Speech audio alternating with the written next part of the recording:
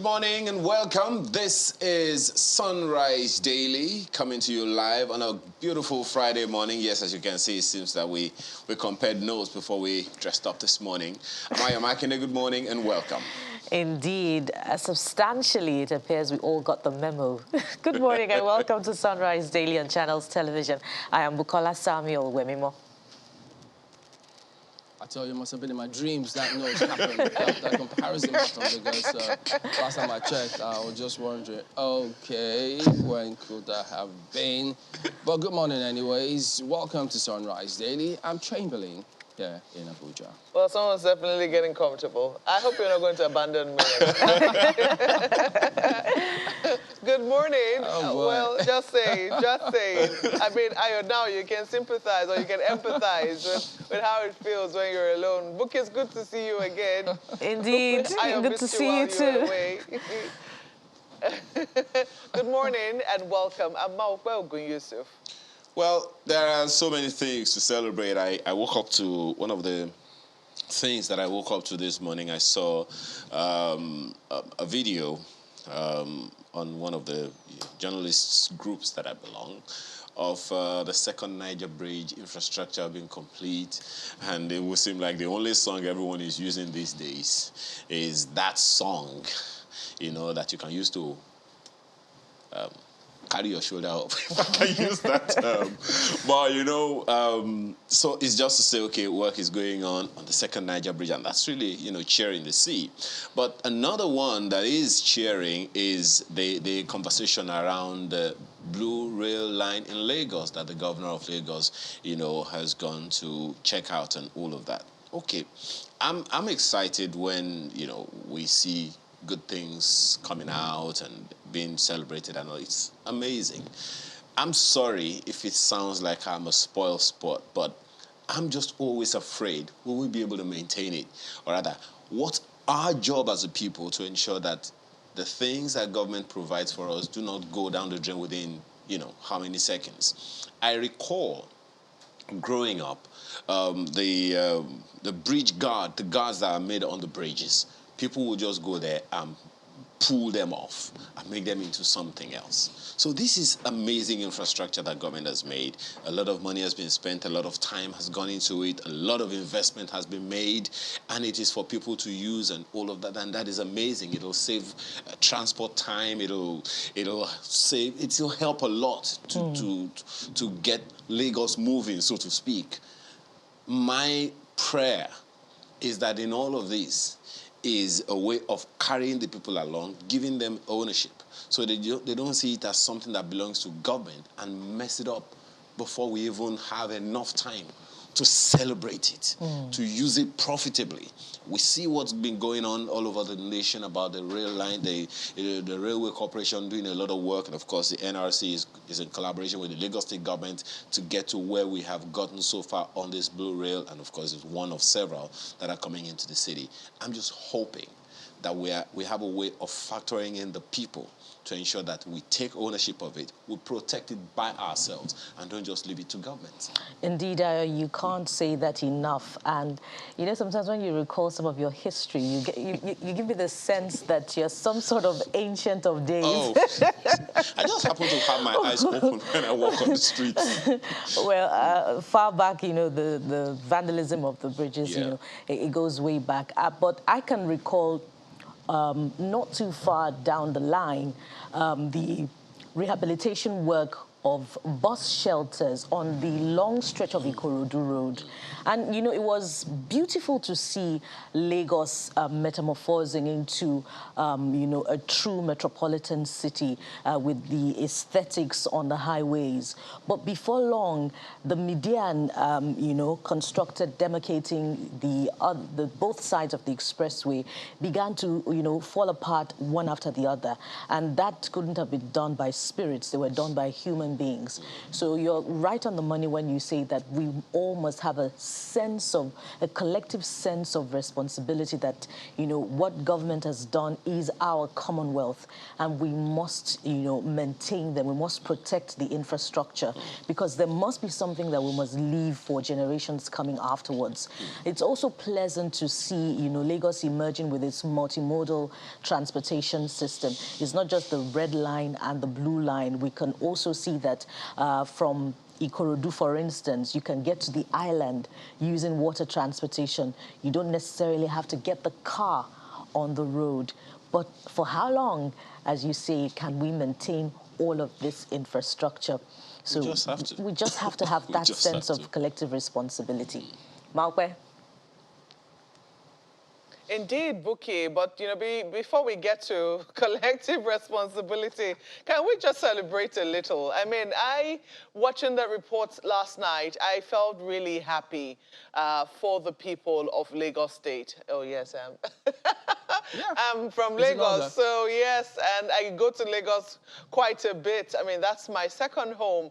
I was very, very excited to see that finally, after how many years of watching this pillars and columns go up, that finally the last beam was being dropped in preparation for the conclusion of what has been a very long journey. The people of Lagos have been long suffering in terms of you know, the inconveniences that the building of this infrastructure has caused. And every time I go to the island, I'm asking, when will this thing be done now? How come they're still building how many years after? This thing started since 2012. I think it started in the Fashola administration. And finally, towards the end of the towards the end of the first term of the Sanwo-Olu administration, he's vying for a second term. Yeah. Well, let us hope that his works will speak for him.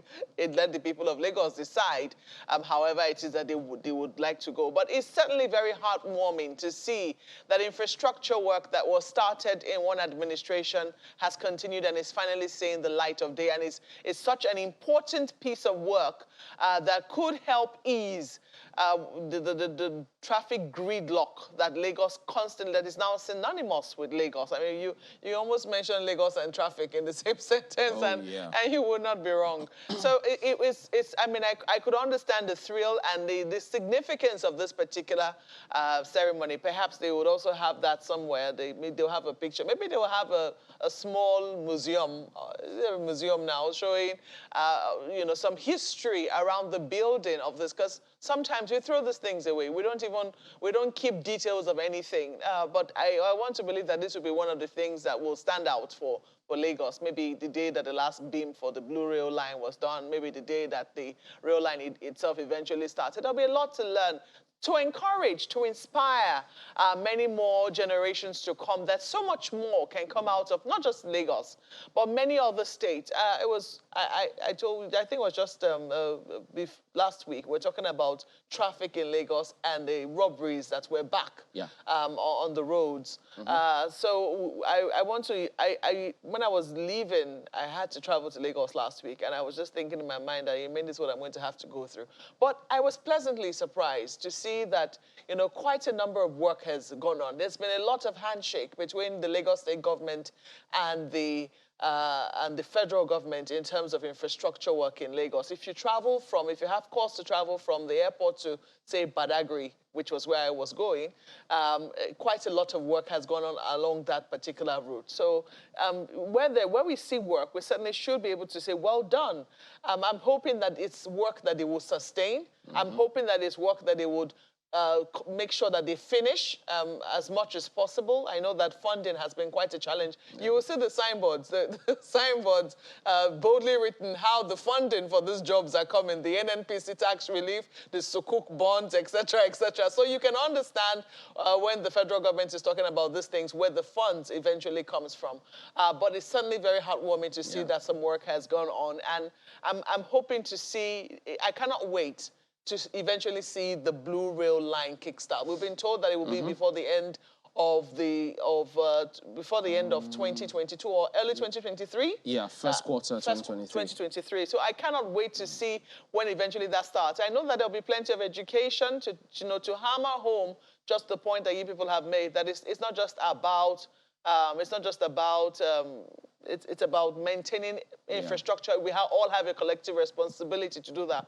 But in the meantime, I'd just like to, tell the people of Lagos and the governor of Lagos, congratulations and well done.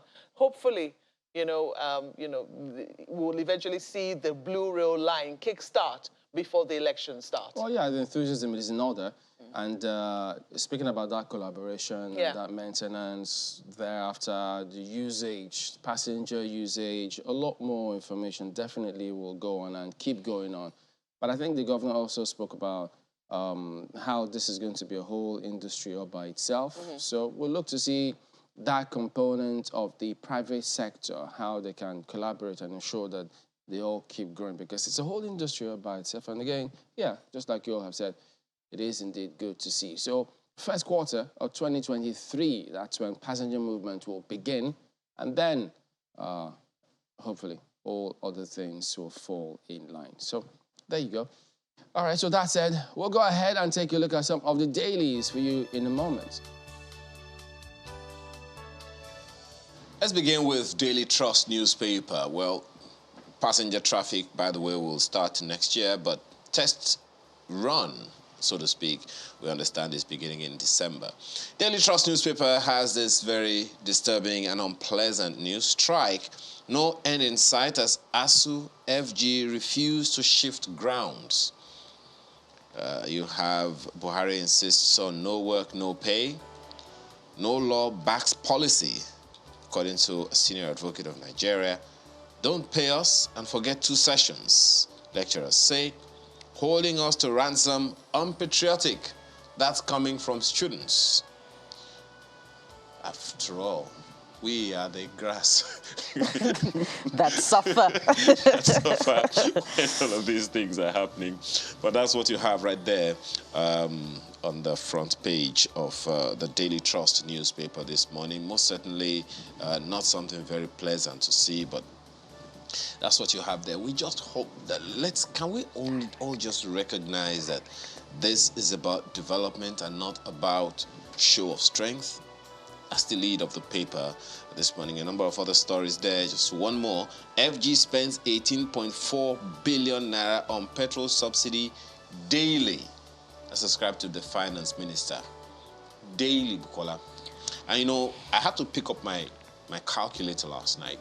I 18.39 billion naira times 365. Well, I thought we're running a deficit budget.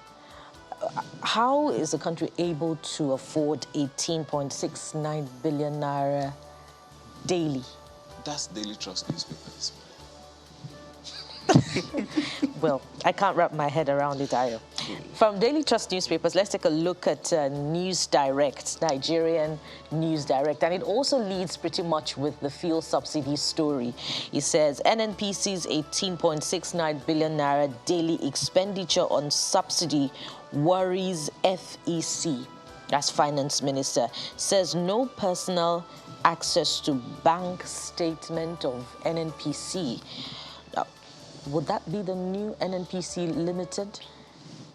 Well, that probably would be, because it's in says, not said. So it's present tense. So is there a question of accountability on the new NNPC? It's just a question. Okay, that's the big story on the front page of Nigerian News Direct. 2 more stories. Okada, Lagos government extends ban to 4 more local governments, 5 LCDAs from September 1. And of course, you have that one on ASUU. FG, ASUU adamant disagree on peace proposals. That's after a whopping 6 months of industrial action. That's the Nigerian News Direct for you this morning. All right, take a look at Vanguard newspaper next. Buhari orders security agents to kill terrorists in their den. Once adequate security provided for farmers, asks Ministry of Humanitarian Affairs to pay attention to IDPs in Northeast. Well, the IDPs in different parts of the country, so we'd like to imagine that, perhaps, of course, because of that visit, so that could warrant it. But they also do know, I reckon, that IDPs in other states, if they're not getting a look in, should be. So that's the lead story. Again, that directive coming through, I guess many will just look out and see how they're carrying that directive out. And then this that was said yesterday, still getting so many people puzzled.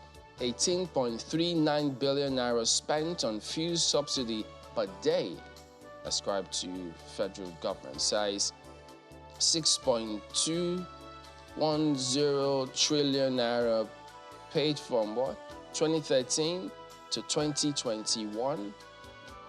Projects 3.357 trillion naira in MTEF for 6 months in 2023.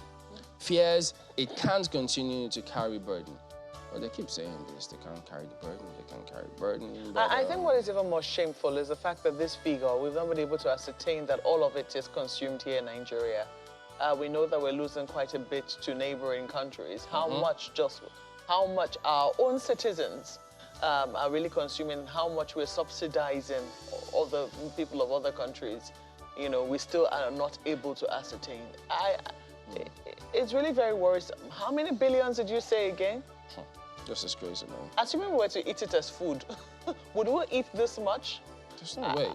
I'm just wondering, I mean, what is Nigeria's daily food bill, for instance? I mean, when we're able to, assuming we're able to aggregate it, how much would we say Nigerians spend daily on food? Will it be as much as we spent on fuel? I guess if they pick up the paper, let's see if they say any such thing as to what are they going to do about this, if you haven't highlighted that enough already. Yeah, but you can flip to the back page as well. Don't worry, you can check out Mr. and Mrs. much later. Ahead of rage on the Red Sea. Yes, Mrs. is about to put you in trouble. Usyk is ready for AJ's muscles and mindset ascribed to Krasiak. So what the matchup it will be, AJ knows if he loses that match, that's it. It's just lost that championship. But that's Vanguard today, though. Well, let's take a look at Leadership Friday, and they are leading with politics this morning. Look at this. Suspense in PDP as Atiku Wike camps meet today. That's the lead story there. Party members worried over delay in constitution of campaign council. BOT warns party leaders against unguarded utterances. We're ready for truce, say Wike loyalists. Page 4 will give you the details. Time is going. I'm sure that they are very aware of that. So let us see what today eventually brings. ASUU's insistence on 6-month salary stalling negotiations. That's according to the federal government. You also have a number of other stories at the bottom here. But look at this. PNB gives hope to children orphaned by insurgency. That is also there. And they also have that story on the fuel subsidy claim. Federal government claims it spends 18 billion naira on fuel subsidy daily. So, I mean, the way that story is couched is it's a huge disclaimer. Federal government claims it spends. Suggests many are not buying it, isn't it? Well, let's leave it there for Leadership Friday. To this Nigeria newspaper, Markwe, just to be clear, this Nigeria has the figure for you precisely. Oil subsidy quagmire, Nigeria spends 18.3 billion naira daily on petrol subsidy. Maybe we'll need to talk to NBS about the food wage bill that you're talking about, but this is the fuel wage bill that we have to deal with every day in this country. And I'm just, anyway, let me just, economy will collapse if we continue this way, as ascribed to ex-LCC IDG, Muda Yusuf. Find the story on page 4 of the paper this morning. A number of other stories you'll find quite interesting on the front page. Let's leave it there. Just for this one. Varsity strike. FG insists on no work, no pay policy. Says UTES not yet adopted as official payment platform for ASUU. That's this Nigeria today. We hate to leave you on a depressing note, and we hope that you get cheery stories from the front page of the Daily Times. But we're not starting on a very cheery note. From the Daily Times this morning, it leads with varsity strike, why FG won't pay ASUU backlog of salaries. That's according to the Education Minister, Adamu. And, you know, he goes on to say a lot about how the negotiations collapsed. I don't want to run ahead of our conversation this morning, but that's the big story on the front page of the Daily Times. We also have, just beside the big picture there, FG transmits 2023 to 2025 MTEF FSP to National Assembly. That's medium-term expenditure framework. We hope that some cheering news will come from that, but I'm not too excited, given the economic realities in recent times. But let's go above the nameplate and see what's happening there. Address threats posed by explosive remnants in Northeast, Buhari directs. And the writer says, orders security agencies to eliminate insurgents. That's the Daily Times for you this morning.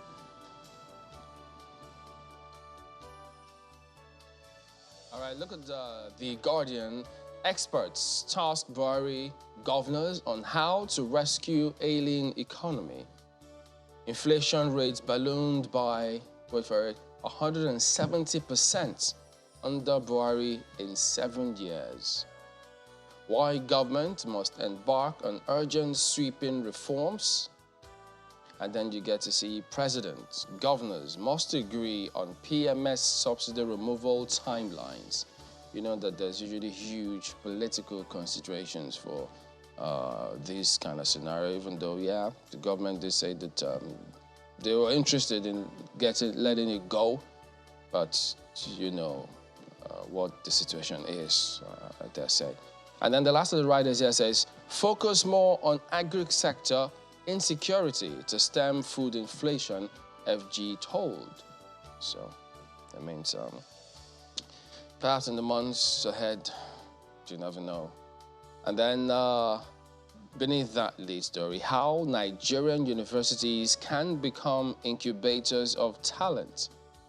I think that there's just, what was it I said? We're not short of all of these plans, methodology, but implementation is always has a big question mark almost always or all the time. Well, let's highlight it again. I mean, when you think about the success that we recorded in the Commonwealth Games, yep, and what's possible, if we take a look at it and we ask, how can we do this again? How can we replicate it? Maybe even the private sector might be interested in it. Maybe there is a role for them there as well. Yeah, you know, and then speaking about that, not that they don't want to, they'd like to. For instance, we need to find out, how did the previous ones fail? Like I remember mobile track and field, what happened? Why did they pull out? Why did they stop? What did they achieve at the time? Can we get back to it and see, fine-tune and improve? The federations have a huge role to play. Sports ministry, they've got a huge role to play to ensure that once they see transparency and proper administration in those federations, then you could see private sector just coming in gladly. Well, the Guardian is doing its own role this morning. Oh, yeah. And we're doing our own role by highlighting there you go. it. So everybody is doing their own role. It will spark something. So because look, those federations, I tell you, they have a huge challenge in terms of how they frustrate some private sector chaps who want to do a lot. And that's, you can take that to the bank, as they say. Well, there you go. That is The Guardian here today, which ends a look at some of the dailies this morning. But don't go away. We will be back. Stay with us.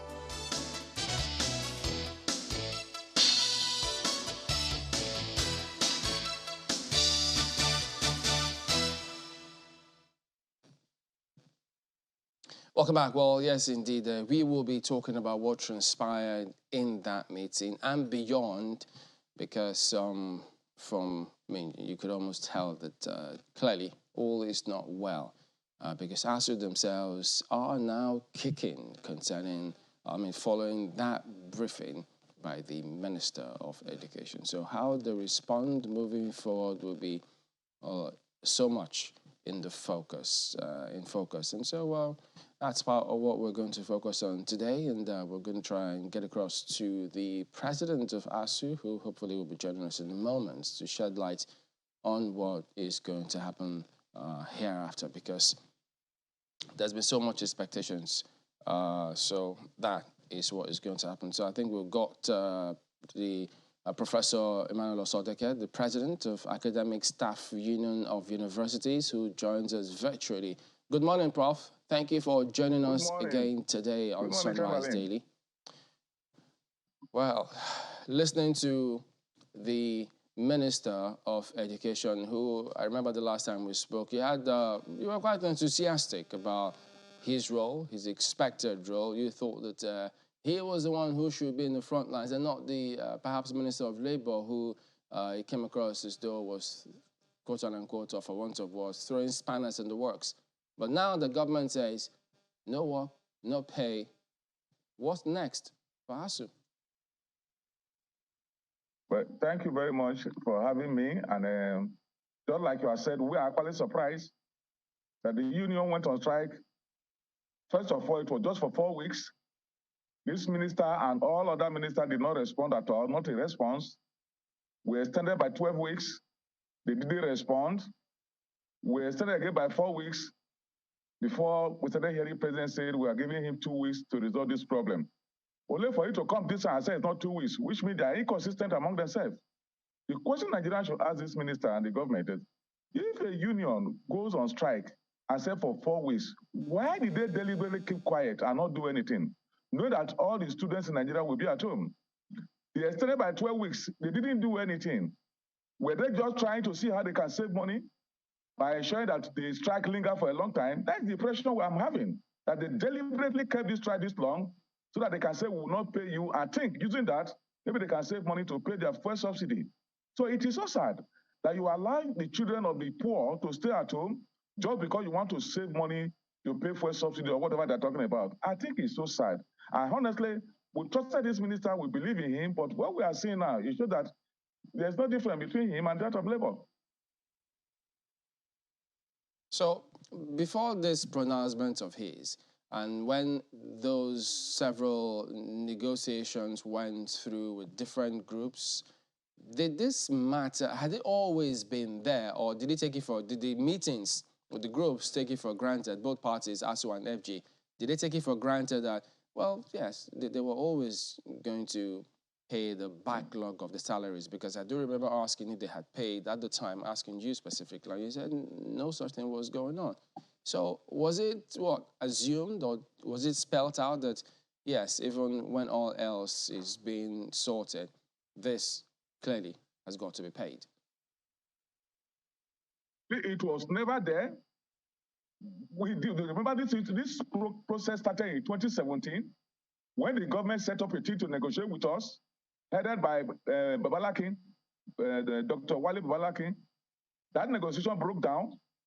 And we went on strike. Government called us back again that we have a new team headed by Musa Jibri. And we reached a collective bargaining with Musa Jibri in June 2021. And they requested that we should give them a little time to go back and consult with our government and come back to us to sign, which we did. And they didn't come back till we started this strike. And once we started this strike, they came up with another team again that we don't agree with Musa Jibri. We are putting a new team now headed by Nimi Briggs. And the Briggs Committee also met with us, and we asked them to give us an offer of what they want us to take to our members. And they gave us an offer, which we accepted, and we have the documentation to show what we accepted is their offer. And we're waiting for them again, only for the Minister of Labour to go to the press to misinform the public that we chase away government team from a government parastatal from the system. Two, that Nimi Briggs was negotiating for himself when he's no more a lecturer anyway. And three, that we gave ourselves this. And we have documentation from this Minister of Education.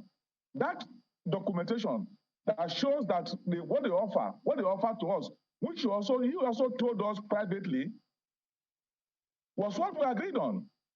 Only for this same government to come again and say we disagree.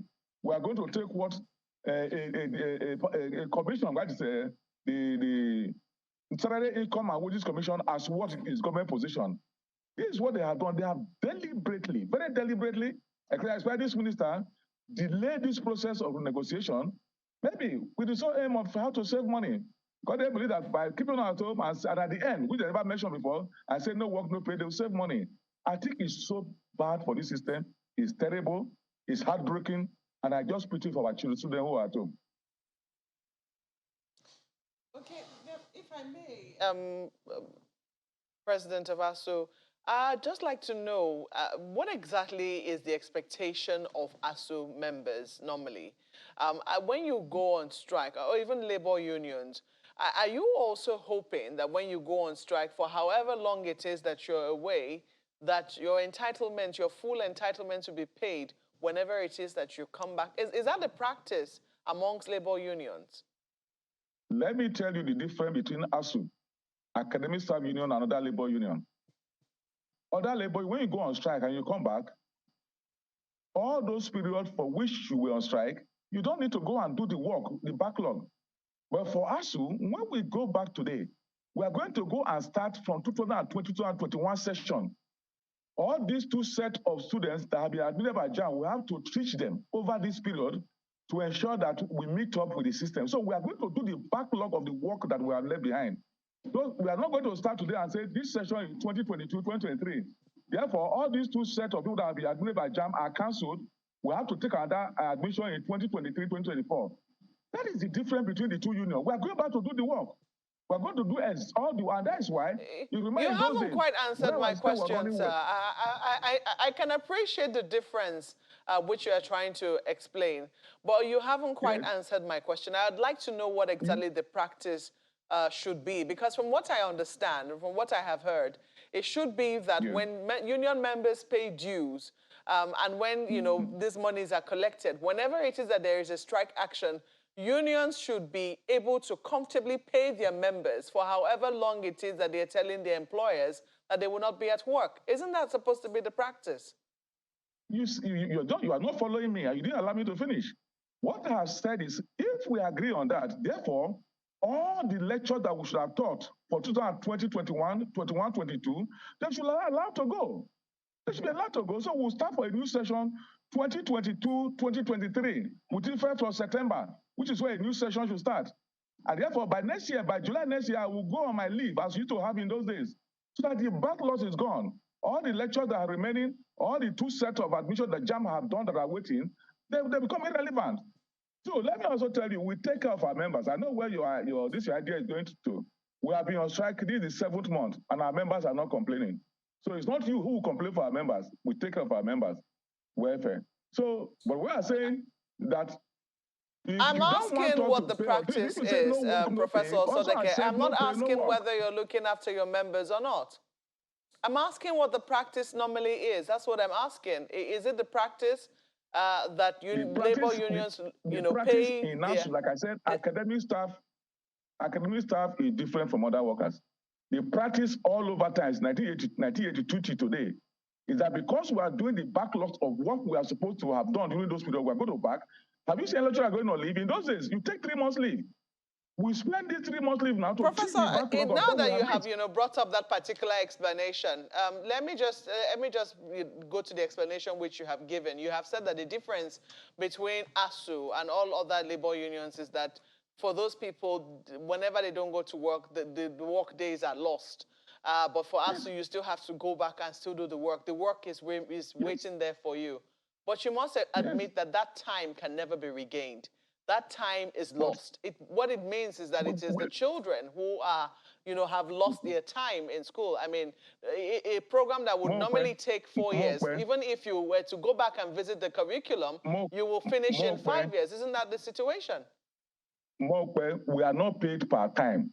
We are paid per work done. That is, no work, no pay. No time, no pay. So get it right. We are paid for work done. We are not paid for the time. That is what we are paid for. So to go and do work for when you are not paid. And two, I'm surprised that this one because the main issue by the minister. If you say you're not paid for the time, how in what exactly do you use to do the work? Isn't it time that you use to complete the task? Let me give it to you.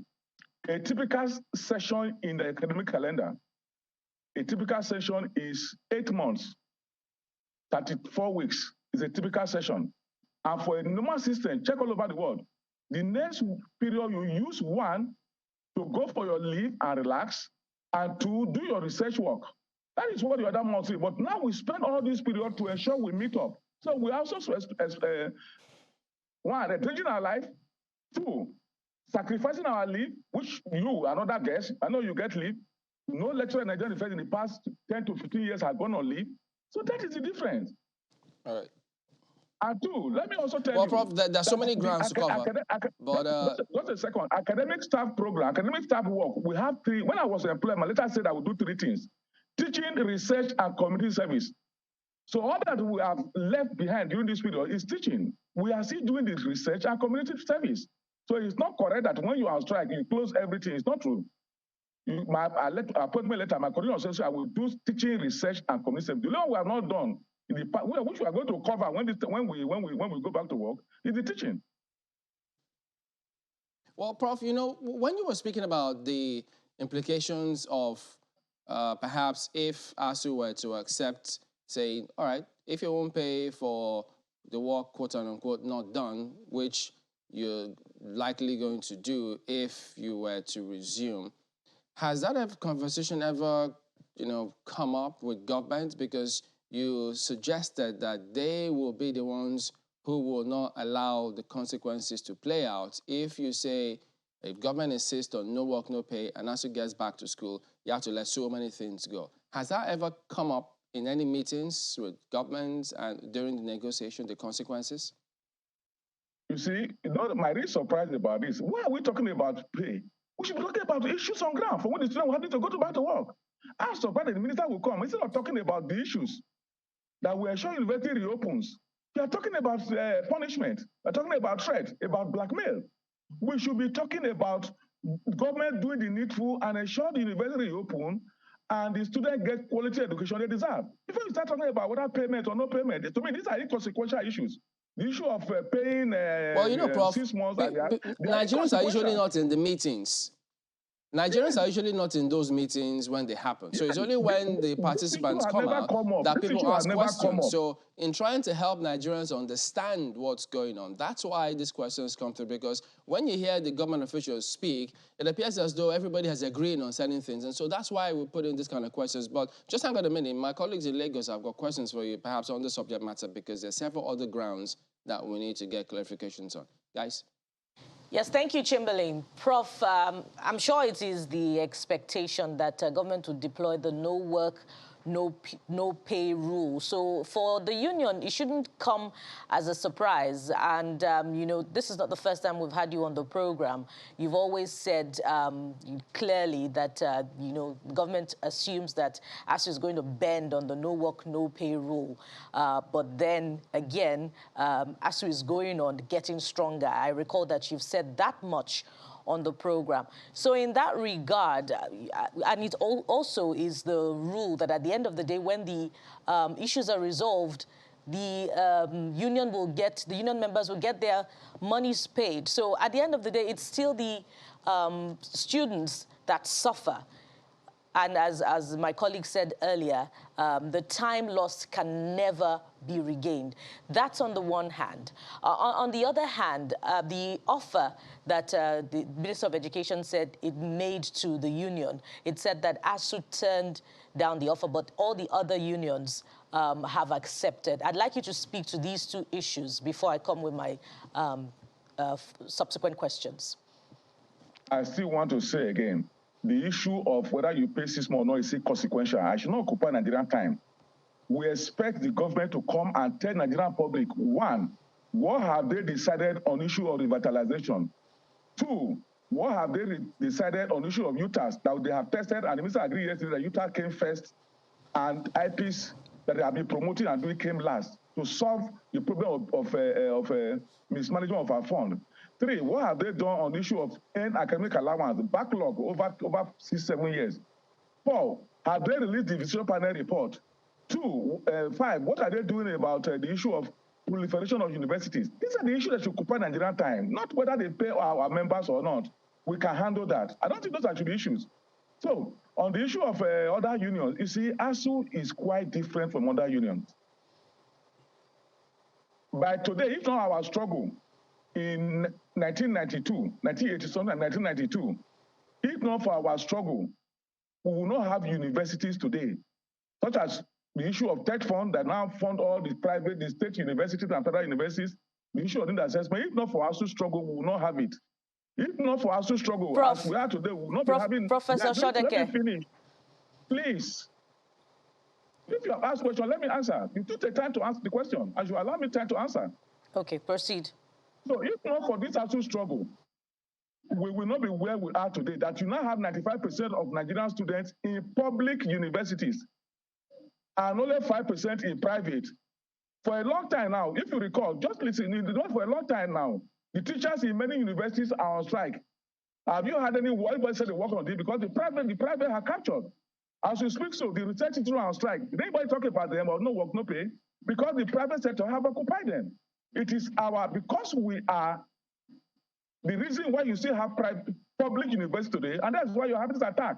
And those of who are attacking us, most of them, if you look at it, they have interest in private universities and have all their children abroad because they are not affected. But when we see that we have a good university that our students will be able to attend. So we are not like other unions. If they want to withdraw, we didn't go together. We didn't start a strike today. It's not a joint strike. So it's not our business if all of that have gone out. It's our business to ensure that the university work.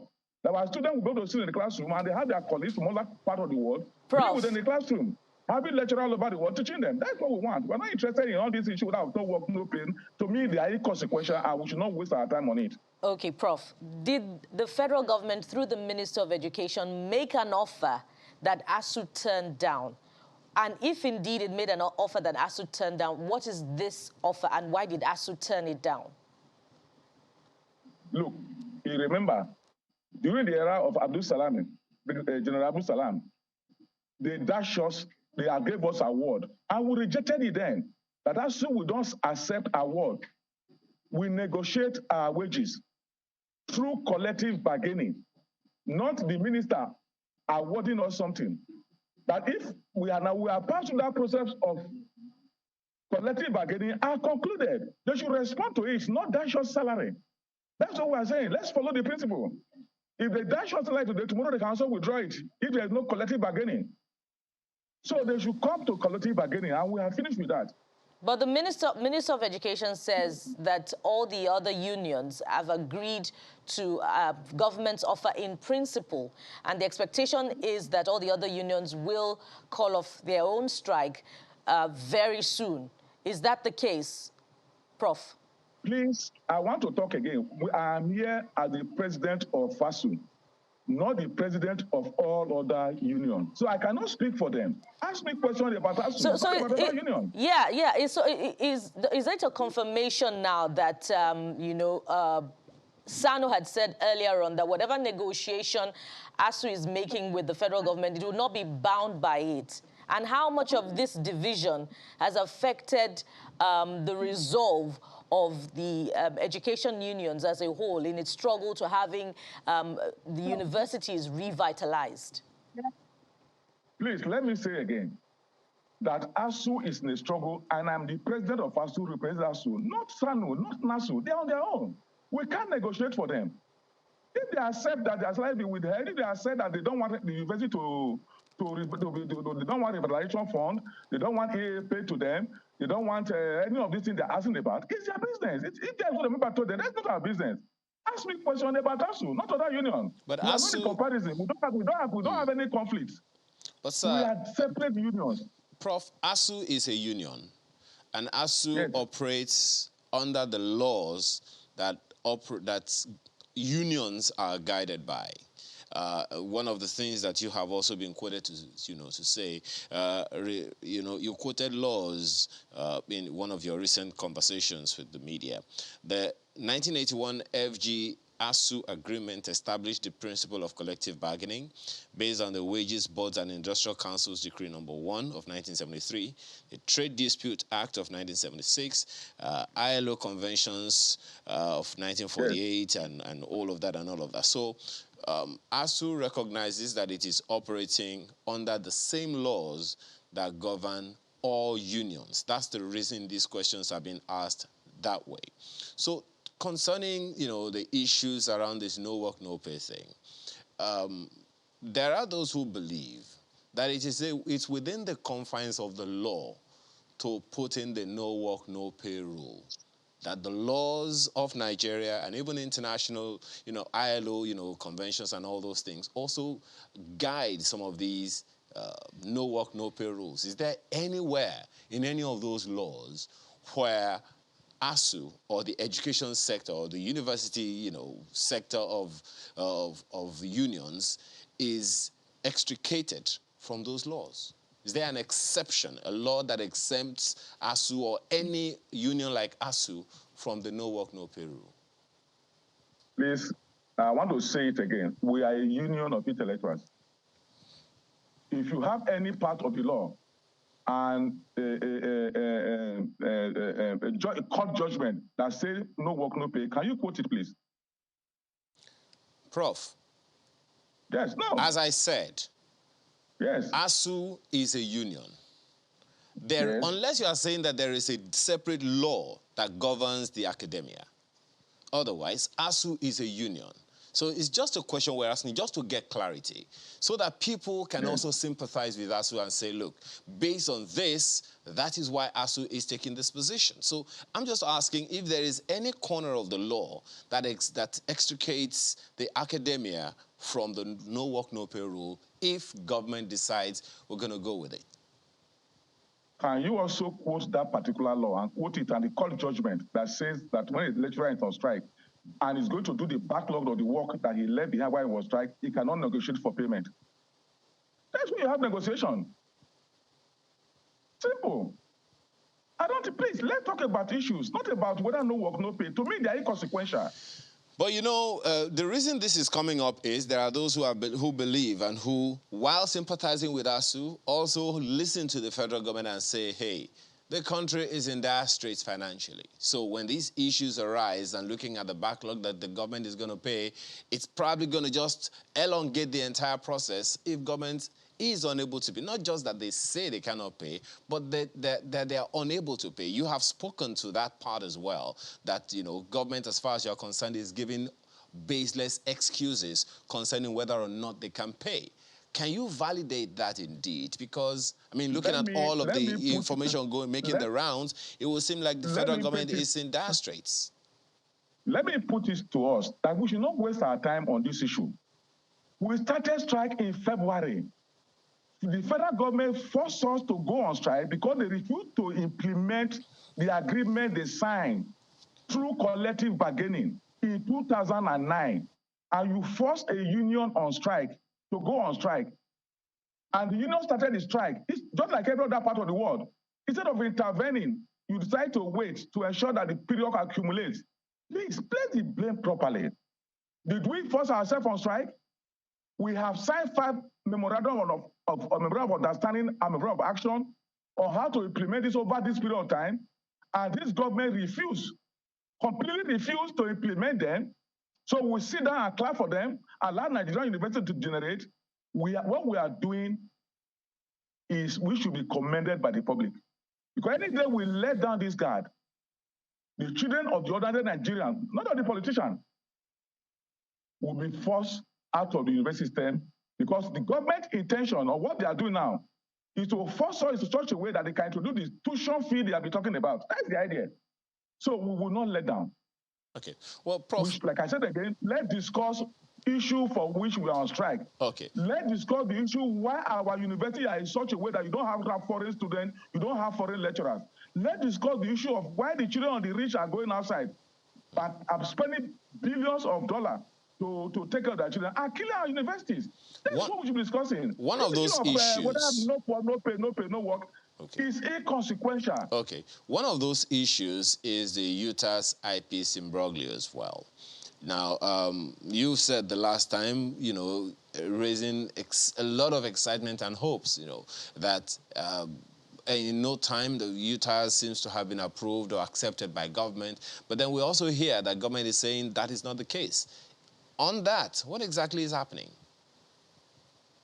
Thank you. You see, this is where you have people talking from both sides of the mouth. When we met with this minister, he told us the issue of UTAS and IPs have been resolved.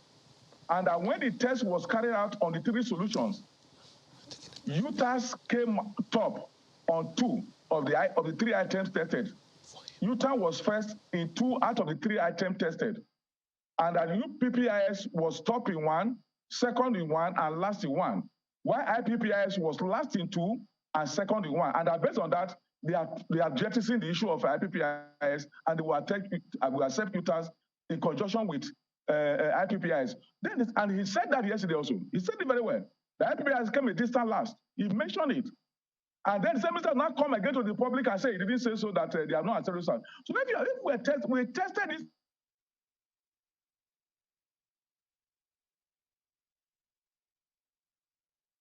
based on when the chief of staff convened a meeting, as directed by the president, that we should test the 3 and accept it number 1. And they have tested and UTAS came number 1, and now he's saying that we didn't accept it. It's so sad. If you say you didn't accept it, why do you say you have resolved all the issues, except the issue of no work, no pay? That's the inconsistent you have in the system. So, Prof, at the moment now, because when the government says that, look, well, we didn't say that UTAS is approved as the payment platform. What is the current position now? Because that appears confusing still to both parties. That's what I've said. That as of now, this government have not, on other issues, apart from the issue of negotiation, issue of salary, the government have not come up with any concrete decision on all the other issues. They've not. They've not given any report. And you are going on air to lie to the public that you have accepted everything except the issue of no work, no pay to blackmail us. They should come out with a documentation on the acceptance on all the issues that I have listed. So that's how we have seen this country. Because, you know, the minister also said that the institutions control the internal generated revenue of those schools. And so he was trying to make a point that the schools have some finance that they could do certain things with. Is that the case? You see, that is why we told the government. One of the reasons we went on strike is that government should investigate all the universities by setting visitation panel to go to university and investigate them and come out with a white paper, a report. And the law was very clear that every 5 years, the government will send a visitation panel to the university to look at how the finances is run, how it is administered, and then and every 5 years, we have to go on strike before this government agreed to set up a panel after 11 years. And that panel was set up in March last year. The report is not out. So if the report is out, the government can tell the public how the fund in the system, whether IGR or what, is managed. But we are the one forcing government to investigate the system, and they are refusing. So that is the issue. But let's put it straight. Do you know what it takes to, do you know what the event like Ibadan? For your university of Ibadan, you know how much the government give them or annual to run the university to less than 500 million. The payment for electricity by the law is more than 1 billion in a year. You can check. You know, like more than 1 billion in a year. So, but what we are saying, if there is infraction in the system, it is the duty of the visitor to send it that is panel and look at it and punish those who have done it, who have mismanaged the fund. But they have refused. After 11 years, and the law says 5 years. And we are the one who is forcing this government to go and investigate them and produce the report. This thing has been done more than a year ago, a year and 6 months ago, and the report is still not out. So that you know how the internet generally, but do you also know that the National Assembly is also forcing the university that for these pretense they get from the students to pay for ID card, pay for hostel, that they are forcing the university to remit 26% to federal allocation account. I don't know where anywhere in the world where university become a fund generation institution. You can ask that. They are forcing them, putting pressure on them to remit that money. If you don't, they deal with you. Is university a revenue generating agency? The business will not come out to tell you this, but this is what they are doing to them. Well, Prof, you know, for a number of people, they will say that ASUU has certainly shown good faith, at least every single time, you know, that the media asks ASUU to show up. You know, you're always more than willing to share the perspective of ASUU. It's been very difficult to get the perspective of government, say, except for that instance yesterday where the Minister of Education spoke to pressmen. It's been very difficult to get him into studios, for instance, to take questions on what precisely the situation with ASUU or even our education system is. So whilst we'll continue to keep trying to hold government officials accountable, I'd like to take you up on a number of other issues. For instance, this claim that the federal government has spent, is it 6 trillion naira, they said, 6 trillion naira through, 6 trillion naira in 7 years through TED Fund on universities. How would you, rate the role of TED Fund so far and their intervention in Nigerian universities? Do you think there's anything we can learn from them? Thank you very much. You see, go and check, and this is necessary. TED Fund has been there since 1992. Has he ever been audited anytime? Two, who run the fund? You can check. The TED Fund is being run by politicians. When the TED Fund the law was made, ASUU was supposed to be a member of the board to control the mismanagement of the fund. But somewhere along the line, ASUU was edged out. So I want the federal government, if they are sincere that they have spent 3 trillion, because it doesn't appear in the university, they should set up a high panel, judicial panel on TED Fund and look at how that money have been managed, if what they are saying is true. So it's not just coming to speak. Set up a high-powered judicial panel with all major stakeholders in Nigeria, the companies and those who pay the tax, members of that committee. Let them thoroughly investigate TED Fund to show whether what they have said is correct, whether that money actually went to the university or went to some people's pocket. I think that's what we're in a country today where even termites can enter all those big offices in Abuja and destroy materials, where snake can swallow money. So they need to know whether that money they are talking about actually went to the university or they were eaten up by termites or snakes. So you're not satisfied with how TED Fund has intervened? Quite a number of your colleagues whom we've had cause to speak with, especially in the medical sector, think that, there has been some improvements in terms of, and the focus of TED Fund in trying to fund research. You do not agree with them? Look, thank God that medical people talk about research alone. We're not talking about research. Government said TED Fund had released 6 trillion. That's what you told me. And I'm asking, has that money actually, if we have put 6 trillion in Nigerian university, would they be the way they are today? And that's why we're saying that federal government should put together a committee, a judicial panel to look at it, whether that, if you have a system that you have set up based on our struggle, when we were on strike that is not in TED Fund, our members were ejected from their staff quarters. In Nigerian university, they were ejected. They were punished the way they want to punish us all. And we had this established, and we have been removed out of it from monitoring what is happening. So we want this country, in line with best practices, to set up a judicial panel to investigate TED Fund and see how the fund have been managed. From what I see in universities, that quantum of money you are talking about did not get to the universities. All right, Professor Emmanuel Osoteke. But just quick one before you go. Have you heard about this Congress? I think they call themselves CONUA, a group of academics in universities who are having a meeting. It appears that there's talk about a new academic staff group. Have you heard about them? Well, I think I've heard about a group who called themselves CONUA, but it doesn't exist. For you to have a trade union, you must be registered with the registrar of trade union. You must have a certificate of registration. So any group can come up and call all sorts of things. We've seen so many of them. We've seen management ASUU, manager ASUU.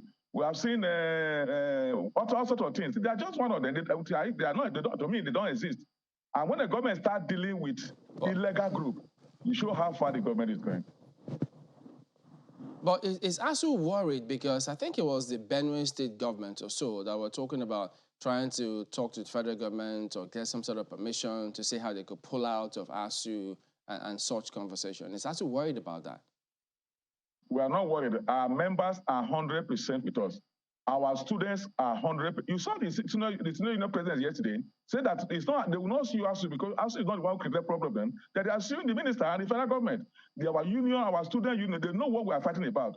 And the ordinary Nigerian on the street who know why we are in this struggle, they are complete with us. Those who are fighting against us, who have the access to all this media, are those who really don't like Nigerian education system, who have all their children and relations abroad, who don't like this system. Anybody who has a child in Nigerian university, anybody whose children in future will enter Nigerian university are completely with us. It is this headlight who you see them hanging with their children outside university, outside abroad, having convocation and matriculation. Those are the people fighting us. Those are the people who want to destroy unionism in the system so that they can do exactly what we want in our money. With the ordinary person, they remain slaves to their children, and it will not happen in this country. Well, it's interesting you say the students are with you because only yesterday the Minister of Education did advise them, said, well, they can sue ASUU and see for some sort of compensation for time lost. And now you say they are with you and not contrary to what the minister has said. You need to read the response by the president of NAS, Comrade Asefon. He said ASUU is not their problem, that their problem is the government. If they must sue anybody, and they are actually doing that now, they are consulting lawyers, they are going to sue the Minister of Education and the minister and the federal government for forcing ASUU, who is an employee of the system, to fight for the system in their own interest and the interest of this country. You can read it, it's in the papers today. All right, so as things stand now, government says no work, no pay, and ASUU is saying that we will not go back to school until government pays the outstanding salaries. Is that right? What we are saying is that we can resolve this issue within one day, just like Jonathan did in 2013. When he got to this day in 2013, Jonathan summoned everybody to hear the truth. In 2013, Jonathan summoned all of us, Minister of Finance, Deputy Vice President, all yeah, the Prof, we unions, understand and all that. those The ministry... That's a minute. That he want to hear the truth and take a decision. And the president called, all of us went there. Yeah. He heard the truth. And finally, we resolved that problem within one night. That can be done at this level, either by a committee or people who are patriotic, not these ministers you are seeing who already have bias, but that we can resolve this issue in one day and our children will go back to school. All that is left is in the hand of the government. Instead of come and tell us no work, no pay, and all these things, they should call a meeting and resolve this issue within one day. If the non-academic staff, or those you talk about, decide to go to strike, I'm sure you give them 2 or 3 months, they will come back on strike. We must resolve this and once for all. And a very high-class meeting that can resolve this issue overnight can be called and will resolve this issue in one day, and our children will go back to school. We are very ready, but the government is not ready. They want to push this for as long as possible. But and see how must the president attend that meeting? Who? Must the president attend the meeting? No, you hear me? I say the president can set up a high-class committee made of people who are patriotic, not the president, who are patriotic, not these ministers who are already compromised in terms of how they speak, who are already biased. Set up a committee of people. In Nigeria, we have a lot of people who love Nigeria, who love education. Look for them, not these government officials. And put up a committee that represent the president, or he can send anybody to represent him, will resolve this overnight. Not these ministers who are already biased, who are looking for press coverage. All right, Professor Emmanuel Osodeke, President of Academic Staff Union of Universities. Thank you very much indeed for your time today. Thank you. All right. Well, back in a moment. Stay with us.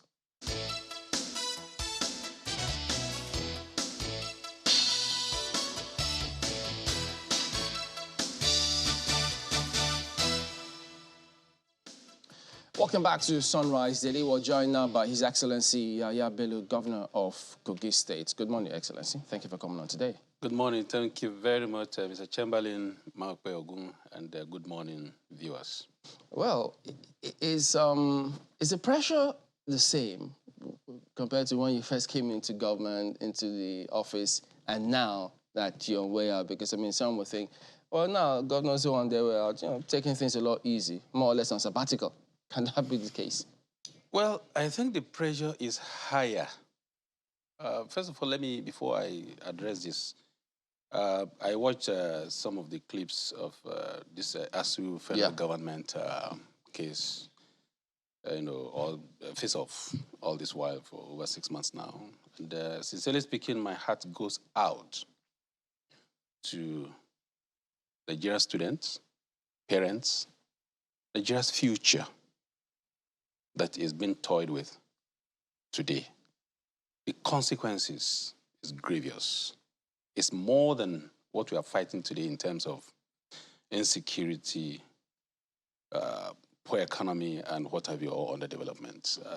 It is most unfortunate that we find ourselves in this situation. And I did implore both federal governments, ASUU, and everybody that is concerned, and are really concerned about the future of this country, to please wade in and do something quickly, because time lost can never be regained. You know what? When you call, especially for the younger generation and the future. But with this call, I mean, isn't it all for the federal government to do, that they can just call the meeting and address this, as the ASUU president has said? It is not just federal government alone. It includes ASUU and every lovers of this country. Not just federal government alone, including the media as well. And I think the earlier we stop playing politics with the future of this country, the better for us. And that takes me to the question about the pressure. Even from this ASUU strike of a thing, it even gives mounts more pressure even on me. Your because Excellency, I am more concerned. Just before you speak to the pressure, and I wanted just to keep that question in mind, two words which you have used have struck me.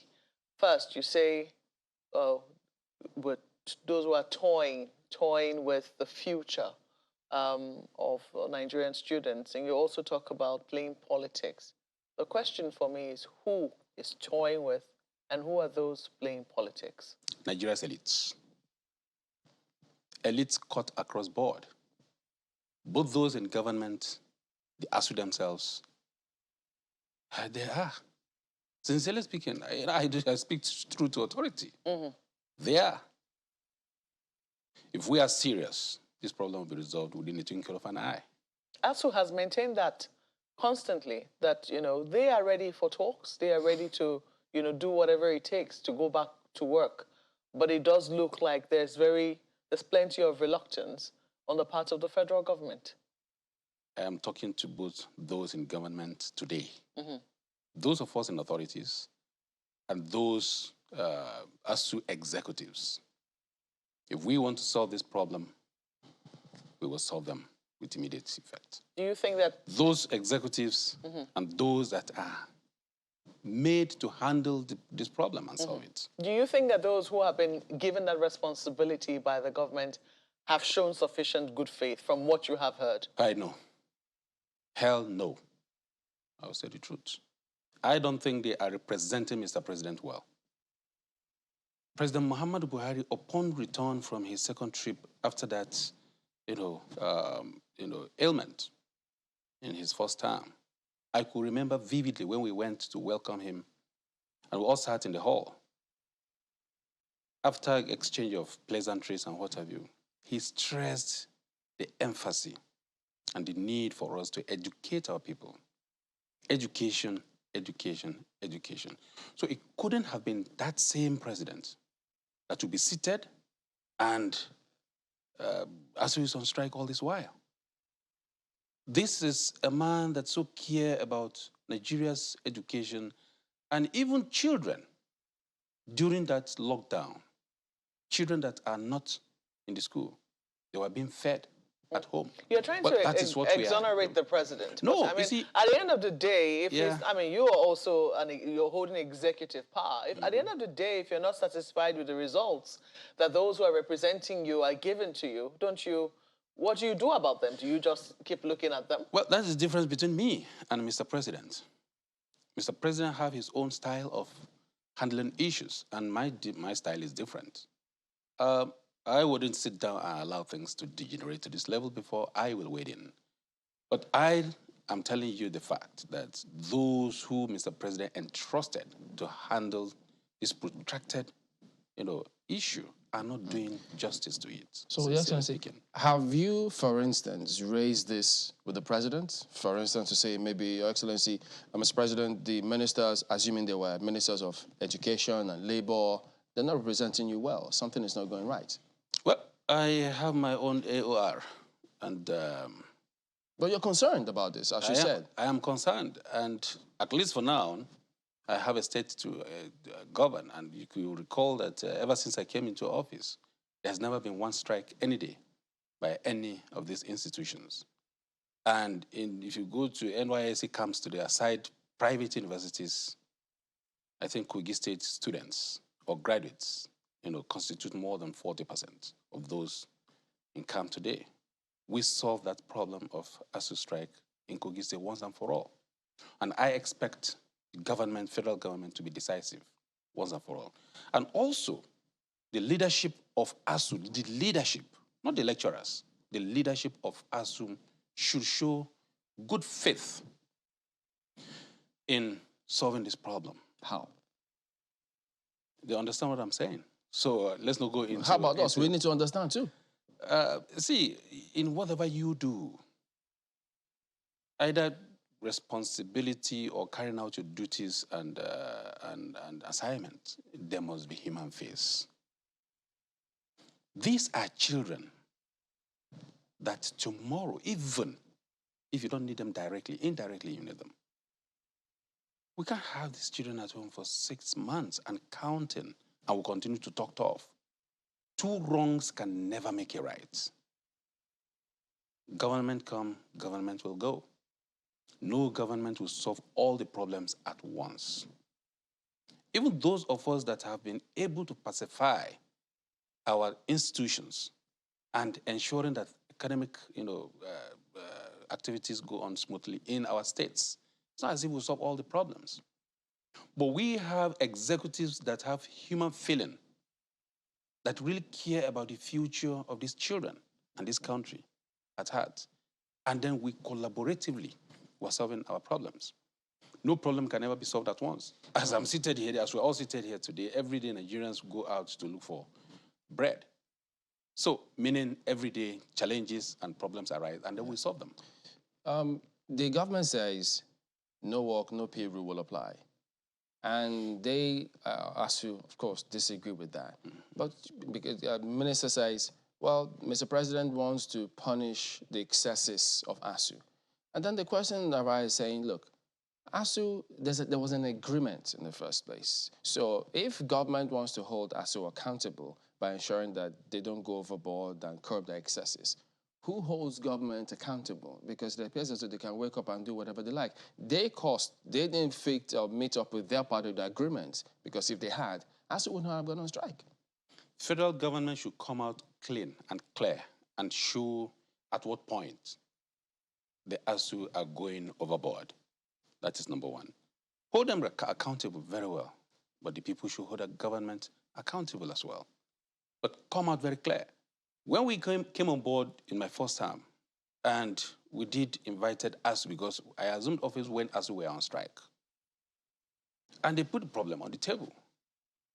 Then we reduced them into immediate, short-term, and long-term, solutions. We propounded, solutions to them.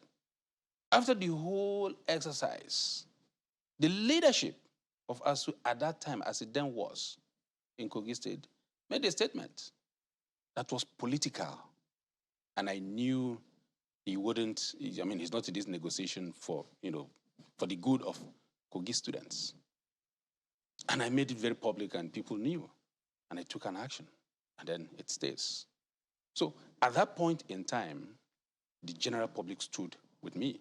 So I expect federal government as well, not to be representative of federal government to be making certain statement that seems to be arrogant. I don't think that is representative enough of Mr. President and the government. That exact pressure even on me more and several other demands. Mr. Chamberlain and Maokwe, you see, I came into office at the age of 40. And politics, especially the way it is being played now, seems to be dominated by the older generation, especially at highest level And it appears as if when one is going out of office, you care less, but I care more. I care more because of what we met, what we are doing now, what we ought to do, that I see that time will not be on our side, but needs to be achieved. The pressure of who succeeds me, the pressure of who will continue on this legacy, the pressure of the future of this country, my state and the country, is more on me. Today, Nigerian younger generation and youths, including women, look at me as a torchbearer in government today. And they are looking forward to which way to go. So it exerts more pressure on me. Well, we'll talk about that as we proceed, but my colleagues in Lagos, they've got questions for you concerning your concern about ASUU as well. Go ahead, guys. Yes, thank you, Chamberlain. Well, Your Excellency, it's interesting that you speak so confidently and so loftily about young people. I mean, all of us on this panel, share that sentiment. But you began by saying it's not only ASUU or the federal government that has to deal with this issue. States have a function as well. You have spoken about what you are doing. I don't know if every state can say the same. I know that there are a good number of universities that are not under ASUU strike, that are largely state-owned, universities such as the one of yours. So, what kind of intervention do you think state governors or state governments can bring to the table to help resolve this issue? Because it would seem like everyone has left this issue as a federal government ASUU issue. Meanwhile, the universities are in the states and the students are in the states. There are those who will say that an idle hand is the devil's workshop. The students could be lured into things they don't want to get into. So is there a function for state governments or governors in an intervention that will help stave off, at least end this strike as quickly as possible? Thank you. The state governors, through our forum, the Nigeria's Governors Forum, have been intervening from behind, from behind the scene, not necessarily coming to the media to, show the world how far we've been able to. I mean, we are talking to ASUU and those that are concerned. There's an extent to which you will take certain responsibilities, else it will appear as if you have your own interest. Before you know what's happening, your ministers are quick to accuse governors, go and face your states, go and govern your states, and leave us to our own problem and what have you. So I think the NGF has been, making every effort to ensure that on behalf of all the governors, we, discuss with ASUU and all those that are concerned. I think we're making such efforts. Well, we hope that would be a little stronger so that the voice of Nigerian governors can put pressure, to use your words, on the minister and all of that. And speaking about the minister, what's your take on that conversation that the minister had with the government, that minister had with the media, saying that maybe the students should sue ASUU, and the students are saying they're not going to sue ASUU, they're going to sue the federal government. What's your take on that conversation? I think the minister, Alhaji Adamu, should have been more serious than making such statements. He's a well-respected Nigerian that we all know have huge value for education. So I think he should have been a bit more careful about, such a statement. That is not sensitive enough. That is my own take. Your Excellency, my own concern is, how you started off on the ASUU conversation when you say that when you laid the problem at the doorstep of the elite, and the elite in this case maybe those negotiating on behalf of the federal government, i.e. the labor minister who started off and the minister of education. When you say that they're playing politics, are you also insinuating that the problem is not necessarily about money, which government has said repeatedly that it doesn't have the funds to meet ASUU's demands. Are you saying that money is not really the problem, that the federal government indeed can afford to meet ASUU's demands, but they're unwilling to make the commitment?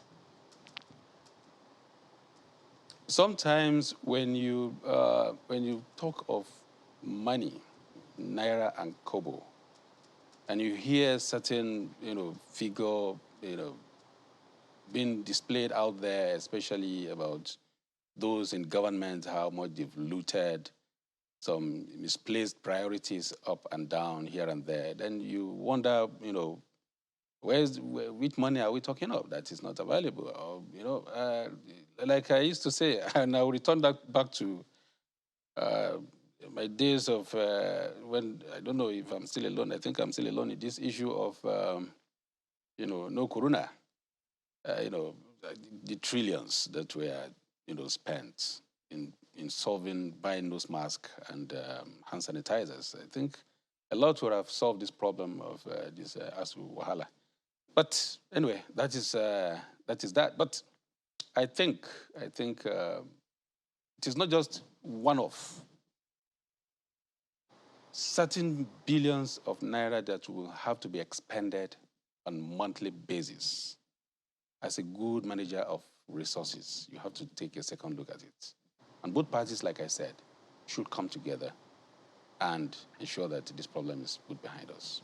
When you also say that you have your own style and were it your own decision to take, you'd have intervened such that the strike would not go on for this long.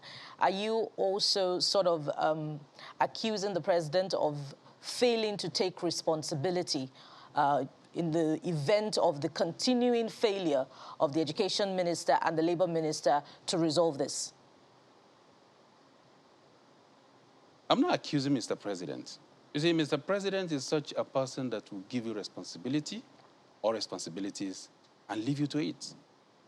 Display or show who you are to Nigerians and let Nigerians judge. That is his own style. But that cannot be my own style. I will give you responsibilities, do that, carry it out, and if you don't do what you are expected to do, however highly placed you are or close to me, I will deal hell out of you. I expected that certain things should have happened by now. And let's quickly put this problem behind us. We can't solve all the problems once and for all. If those that are responsible to negotiate or discuss on behalf of government are not giving satisfactory, report, do the needful. And if those lecturers or the executives of ASUU are not reasonable enough, show them the way out because of Nigerians, because of the future of this country. You see, individuals, both the minister or the ministers and these ASUU representatives are not bigger than the whole Nigerian youth and the future of the students. So take a decision. It might be right, it might be wrong, but one decision has to be taken. And then let the education system flourish in this country. Your Excellency, we're moving to security and all of that. So let me just ask this question relatively. Do you agree with those who say that the lingering ASUU strike, with the students not academically or gainfully engaged, makes our security situation more vulnerable? Of course, not just the issue of security of now, but of the future. Now, we've not seen anything yet. But looking into the future, 6 months. In fact, keep a child in a house, a child that is active, cage him, and ensure he shouldn't go anywhere or don't engage him. And then you see the amount of destruction, either in himself, on himself, or in the house you kept him. Not to talk of Nigerian youths or children that are so exposed to the world now, keeping them at home for 6 months, and we don't know, we've not seen an end to it. And we think we are comfortable, either as leaders or as Nigerians, or as captains of industry in this country, it is if we said the security, we're toying with the security of this country, is an understatement, sincerely speaking. So it has a direct bearing in the current security and the future security of this country. Your Excellency will explore the conversation around our security apparatus, or a lack of it, when we return from this break. Please stay with us.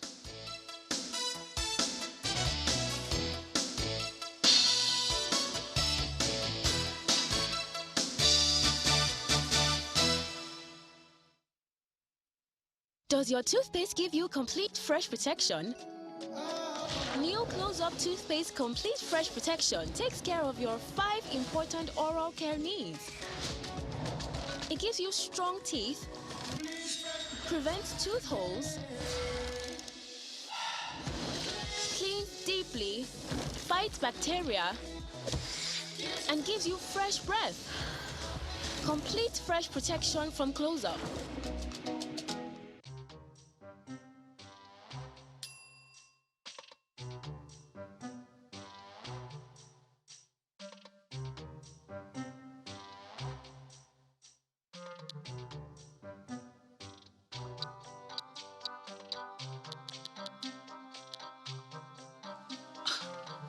I'm not stalking him.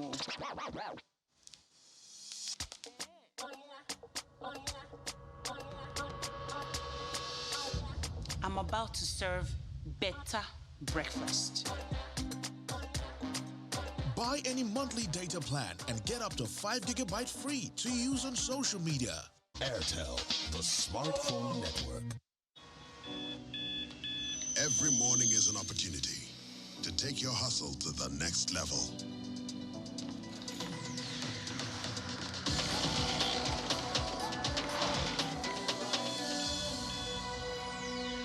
Every morning is one day closer to your ambition.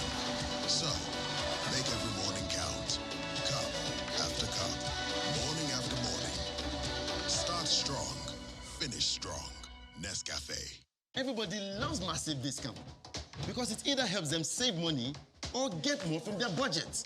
But sadly, every day isn't Christmas, unless like me. You've got to have the higher Thermocool Genpal Inverter Air Conditioner that helps me save 70% on electricity consumption. Plus, I enjoy multiple ACs even when on Gen. That's less bills and more comfort every day. So what will you do with your 70% savings? Get the new higher Thermocool Genpal Inverter AC and enjoy 70% savings on electricity consumption. That's less bills and more comforts. Higher Thermocool, always there for you.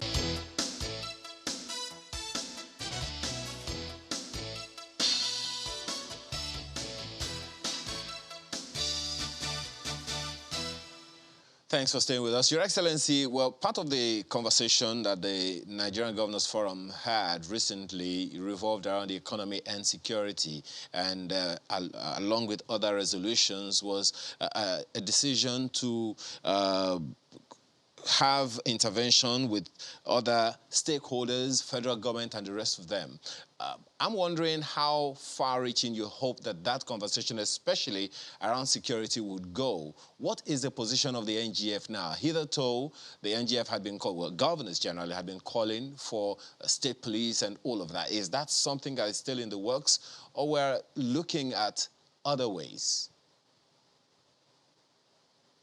Well, there are times decisions are taken at the level of NGF, and not necessarily that everybody subscribe or will subscribe to such a decision.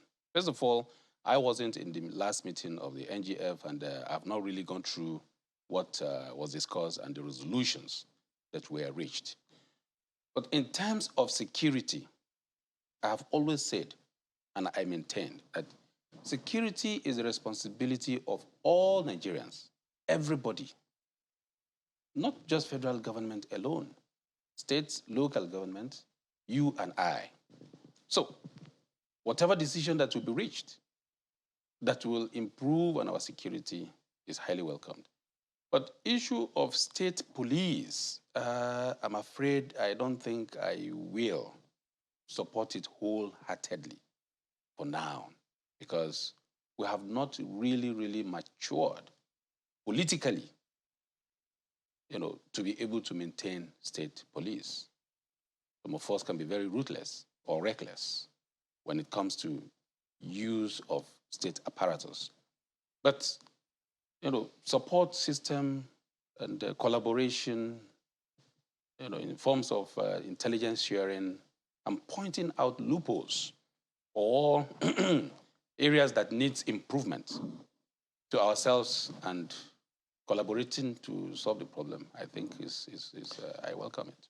Why do you think this government has not been, some say they've not been ruthless with terrorists? Because at the moment, despite of the several orders we read and hear from the president to security agencies, insecurity festers. You want to hear the truth? Absolutely. Okay.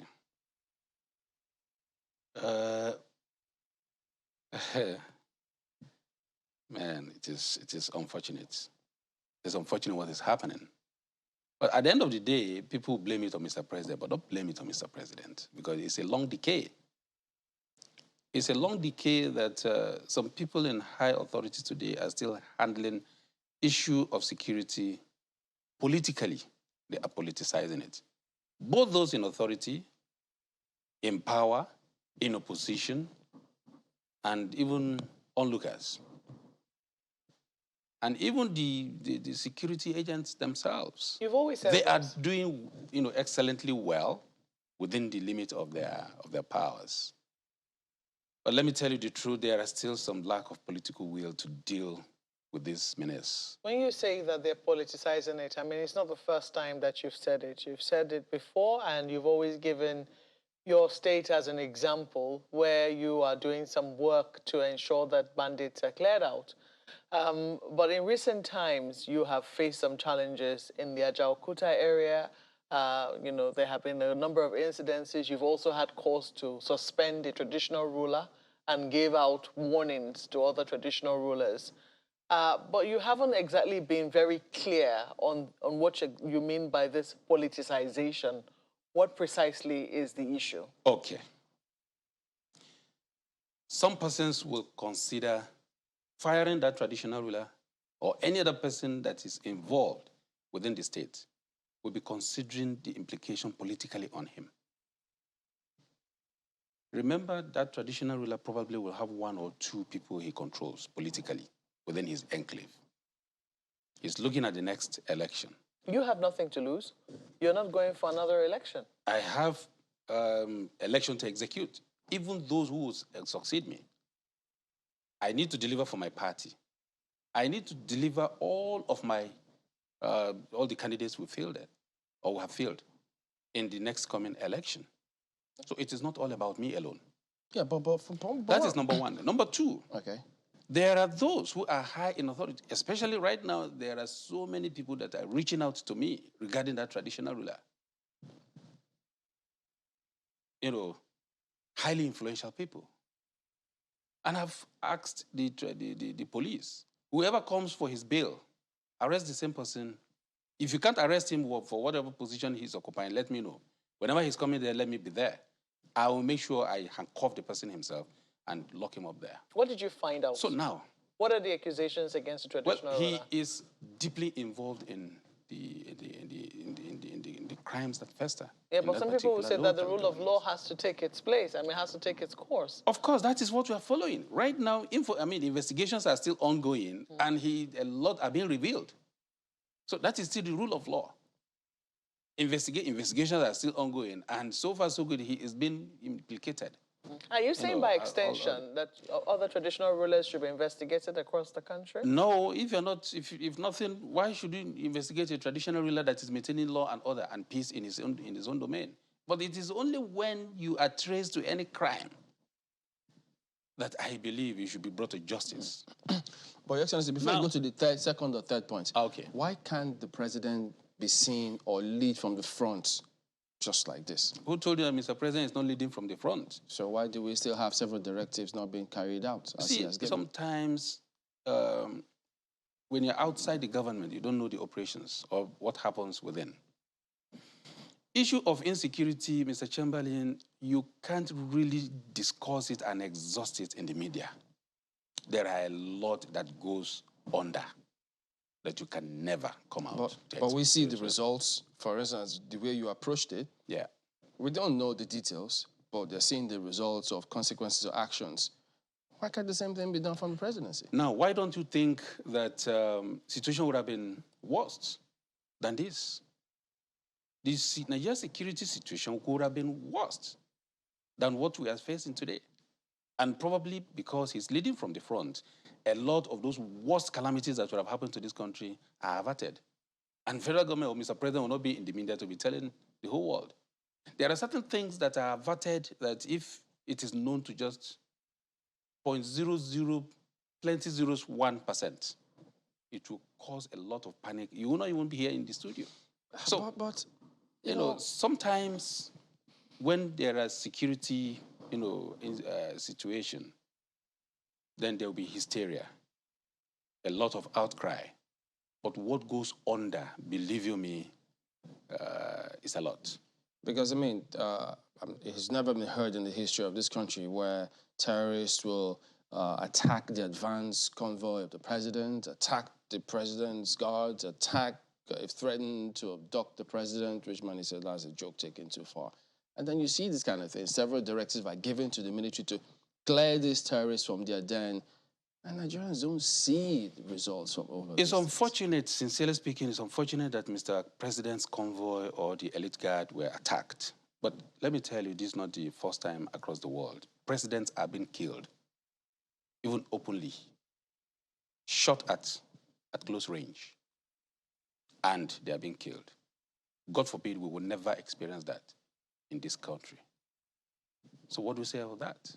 Well, we're concerned about here. Yeah, because many think the results can be a lot better, especially given the president's pedigree. He's been at the highest level in military in this country. So many don't expect this kind of scenario. Yes, out of 100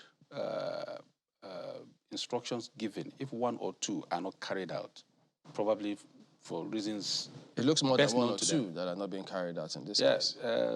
Reasons best known to them, I think we shouldn't just give it a low mark. What was the other point you were so many let me that quickly are carried out, and we are enjoying the relative, security that we have today. Well, I know that, when it comes to the issue of security, the results will vary. From different parts of the country, the results will vary. If you go to Zamfara, if you go to Katsina, the president's home state, the outcomes you get will might be different. In Niger, Kaduna, and for the people whose families are still in captivity as a result of just taking the train, they certainly will have a different set of stories to tell you.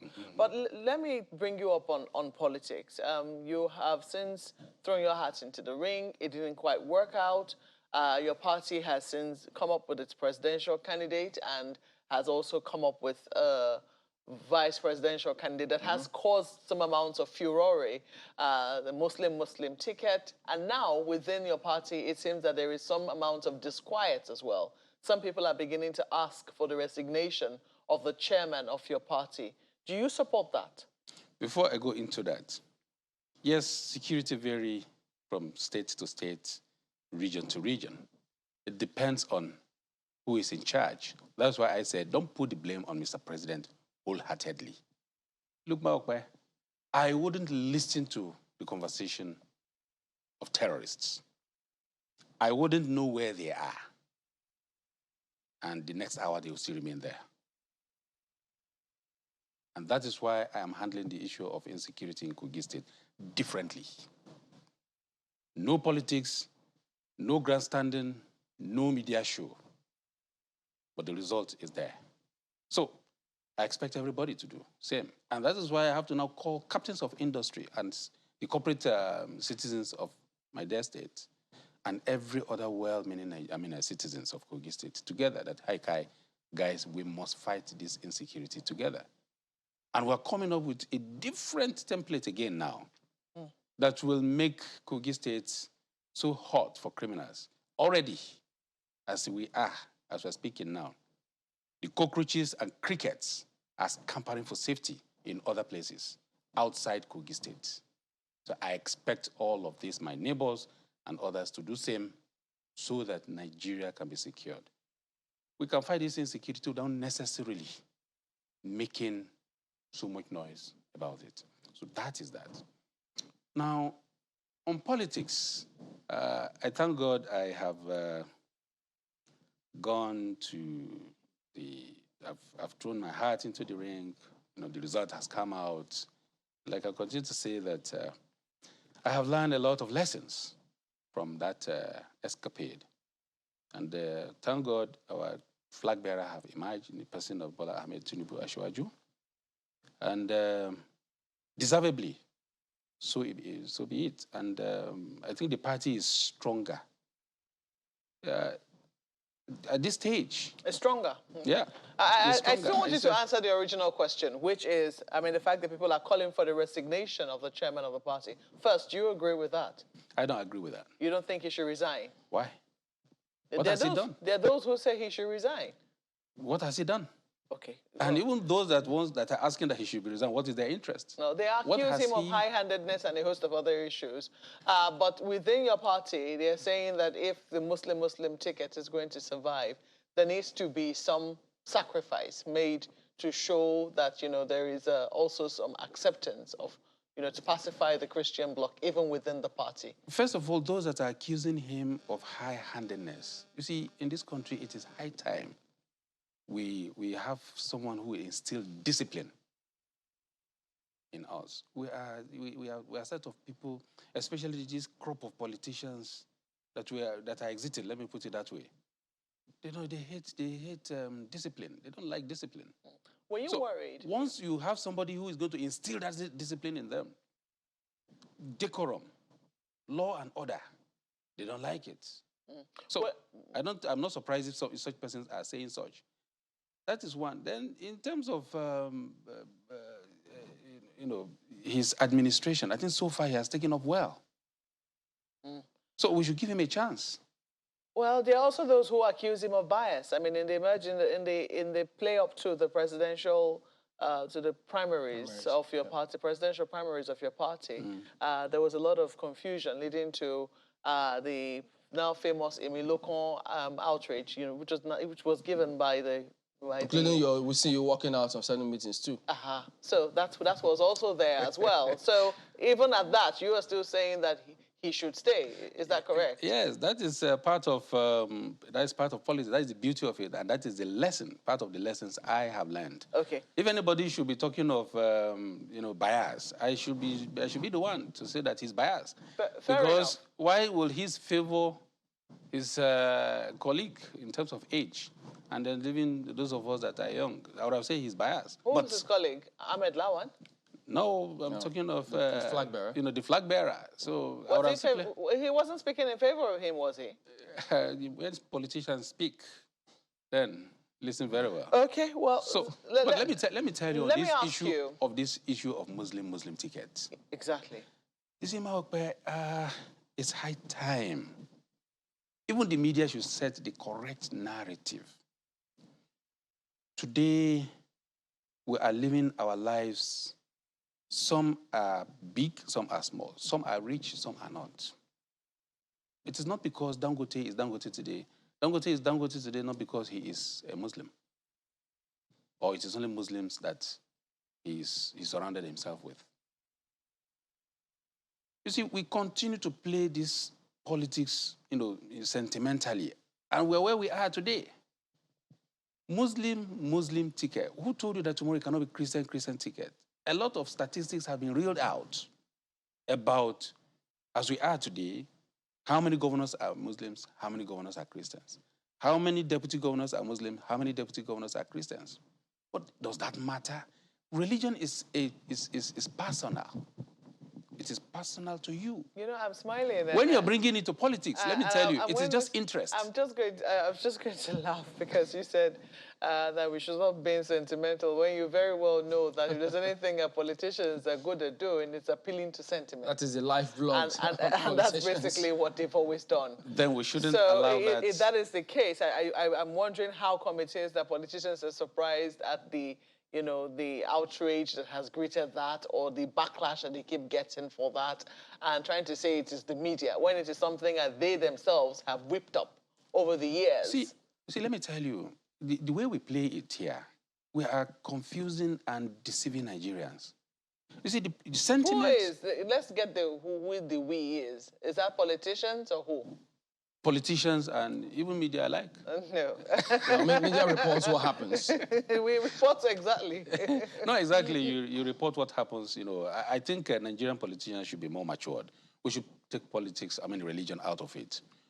Senator Bola Ahmed Tinubu and His Excellency Senator Kashim Shettima is a perfect match, sincerely speaking. You have to have one-on-one with this, gentleman. And you know that surely we're coming up with a combination that largely Nigerians will be happy with. Well, I guess when the if you take starts, it from Bola Ahmed Tinubu and then Kashim Shettima, we shouldn't. This is a complete departure. I will explain this in time to come. This is a complete departure from certain, happenings now. Okay, but we wouldn't know. Perhaps when that time comes, when the time comes, there'll be a lot more questions, and then. But as we wind down, one wonders how your party is going to fare when that time comes, when they go to Nigerians. Because, for instance, when you see reports as inflation ballooning by 170% in 7 years in the president's tenure, and then you see the unemployment rate spiraling almost out of control, the highest, they say, in decades, and narrowing it down to Kogi State, for instance, where you spoke about the pressure of who will succeed you. Performance may likely play a huge role. How is that playing itself out in terms of who will succeed you? Because you know that different regions saying, no, this area has had it before, so it should come to this other side. How are you handling that? First, on the issue of the performance of the government economically, I think Mr. President or the party will have those who will go to give out satisfactory explanation to Nigerians when the time comes. So we'll leave that aside. But back to Kogi State. We have had a politics of tribalism and sectionalism in the past. What I did, and that had divided us largely in the past. When I came on board, I played my politics differently by ensuring that those who can do the job are hired, and those who are patriotic are allowed to serve and make input. And that has really helped us. That accounts for the successes we have recorded today across the length and breadth of Kogi State. Even one of my predecessors, acknowledged openly that all the past governors put together did not record half of what we have achieved today in Kogi State. So Kogi State have completely departed from that politics of tribe, sectionalism, and all that kind of parochial reasoning. So that will not play a role today, it for will the not next play elections. a role at all. Today, I have been able to mentor a lot of young leaders who are eminently qualified. Any of them are eminently qualified to take over from me, so as to ensure that the legacy of what we have put on ground are built on. And that qualities of inclusion, togetherness, and all the successes, continue. So whoever is going to bring that sentiment to Kogi State this time around, it will not work. Because the hospitals, the roads, the water, some are, since the existence of Kogi State, even from the then Kwara State or from the then Benue State, there are certain developments that has never been witnessed in all of these areas simply for whatever reason. But they are witnessing it today. And they say hell no to whoever is going to bring that sentiment again. So I will allow the people to choose whoever they feel among these patriotic young leaders I have been able to mentor in the States. Even if the person is, not your preferred choice? Look, Kogi State today, those that are at the helm of affairs, all of them are my preferred choices. All of them. Because we did all of what we have done together. So who will I choose? Who will I not choose? So the people will ultimately have their say when the time comes. All right.